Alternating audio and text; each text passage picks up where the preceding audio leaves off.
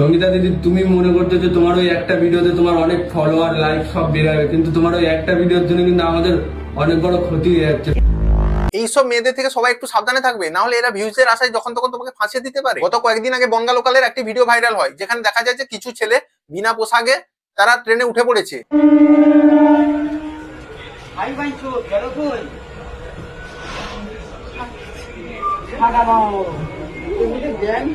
আর সেই বগিতে উপস্থিত ছিল সঙ্গীতা দাস নামের এই দিদি, যে কিনা লুকিয়ে এই ছেলেদের ভিডিওগুলো করে।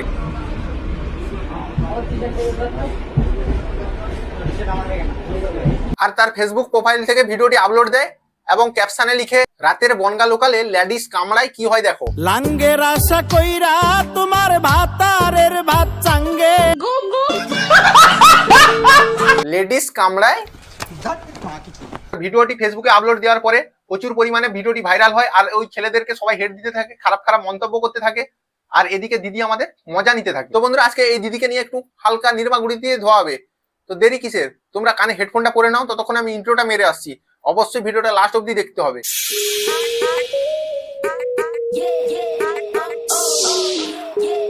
তো বন্ধুরা, তোমরা হেডফোনটা পরে নিয়েছো, তো চলো এবারে শুরু করা যাক। বুঝতে পারছি না আসল জিনিসটা আমি তুলে ধরেছি, সেটাতেও এত মানুষের এত প্রবলেম।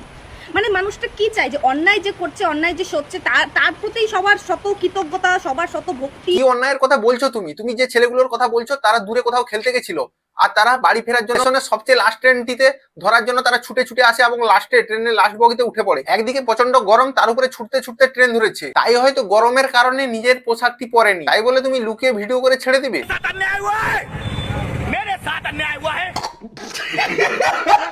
আজকে যদি আমি সেদিনে 10 মিনিটের ভিডিও ফুটেজটা তোমাদের সামনে তুলে ধরতাম, মানে কোনো ক্রপিং না করে, কোনো কিছু এডিট না করে, যদি একদম ডাইরেক্ট পোস্ট করতাম, তবে তোমরা বুঝতে পারতে যে ওই যে ছোট্ট ভাই বলছো না, ওই ছোট্ট ভাই এক্স্যাক্টলি সেদিন ছোট্ট ভাইয়েরা এক্স্যাক্টলি সেদিনে কি না করেছিল, সেটা তোমরা তোমাদের নিজের চোখের সামনেই দেখতে পাচ্ছ। আরে তারা যদি খারাপ খারাপ মন্তব্য করছিল বা খারাপ অঙ্গভঙ্গি দেখাচ্ছিল, তাহলে তুমি সেখানে কেন প্রতিবাদ করলে না? তুমি কি কারণে ভিডিও করে ছাড়লে ফেসবুকে?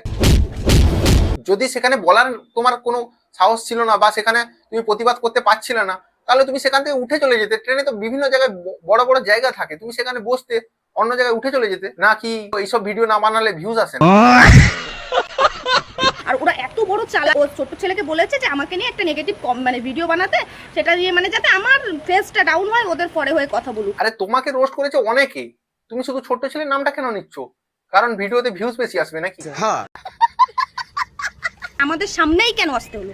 আমাদের সামনে বসেই কেন ওই হাতে কি ডলাডলি, খাওয়াখই আর অশ্লীল ভাষা যেগুলো ইউজ করা, জামা প্যান্ট খোলা, এই সমস্ত কি ভদ্রতা? আচ্ছা, তুমি অন্যের মুখের ভাষাটা খুব খারাপ বলে দিলে, আমি মানছি, যেখানে 4-5 জন বন্ধু থাকে সেখানে কিছু খারাপ কথা বেরিয়ে যায়। তোমার মুখের ভাষাটা কিরকম সেটা একটু চেক করা যাক। Hello baby.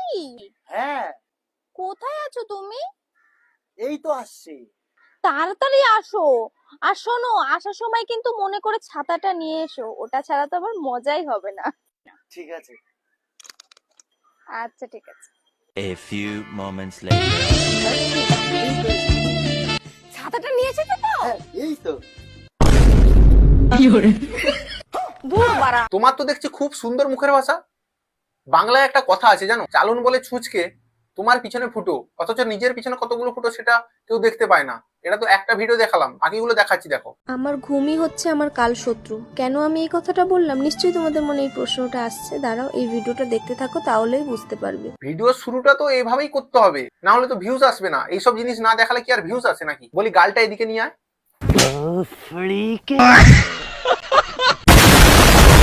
মানে এত মানুষ সবাই আমাকে কমেন্ট করছে, সবাই আমাকে নানান নোংরা ধরনের কথা বলছে। এখন তুমি নেগেটিভ কমেন্ট খাচ্ছ, তাতেই তোমার প্রবলেম হয়ে যাচ্ছে। আর যখন ছেলেগুলো নেগেটিভ কমেন্ট খাচ্ছিল তখন তোমার কোনো প্রবলেম হচ্ছিল না, আর ছেলেগুলো তোমাকে ভিডিওটা ডিলিট করার জন্য বলছিল, আর তুমি কি বললে? মানে রিচ ডাউন করে দেবে, আমি আর মানে ওই রিচটাকে আবার দুবার ঠিক করতে পারবো না। अच्छा ठीक है समझ गया।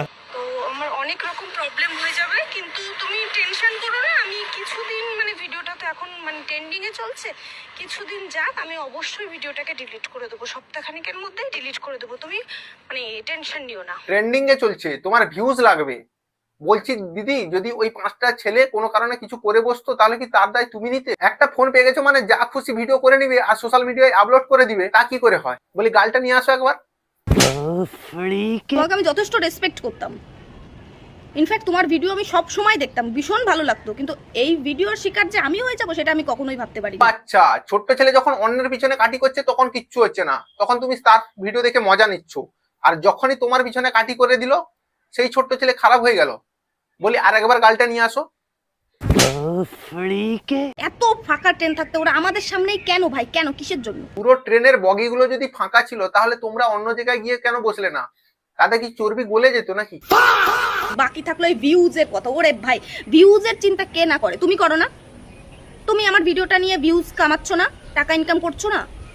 ভাই টাকা ইনকাম করতে সবাই চাই, কে চাই না? সোনাগাছি গেলেও না টাকা ইনকাম করা যায়, তাই বলে কি সোনাগাছিতে গিয়ে টাকা ইনকাম করতে হবে নাকি?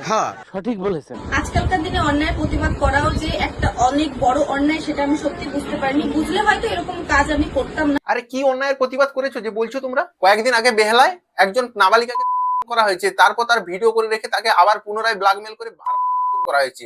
এই কথাটা যখন তার মা জানতে পারেন তখন তিনি বেহালা থানায় গিয়ে অভিযোগ দায়ের করেন।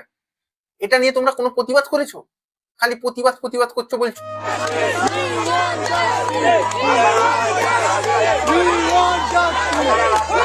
আর আমাদের নিউজ চ্যানেলগুলো একদম বিজেপি ক্ষমতায় আসার পর সেসব জিনিস তো দেখাতে ভুলেই গেছে একদম। এখন নিউজ চ্যানেল খুলে শুধু একটাই জিনিস, Modi, Meloni R melody. Prime Minister Modi brought us a gift, a very, very good toffee. Melody. এই নিয়েই তারা সারাদিনই ব্যস্ত, শুধু সারাদিন এটা নিয়েই আলোচনা চলছে।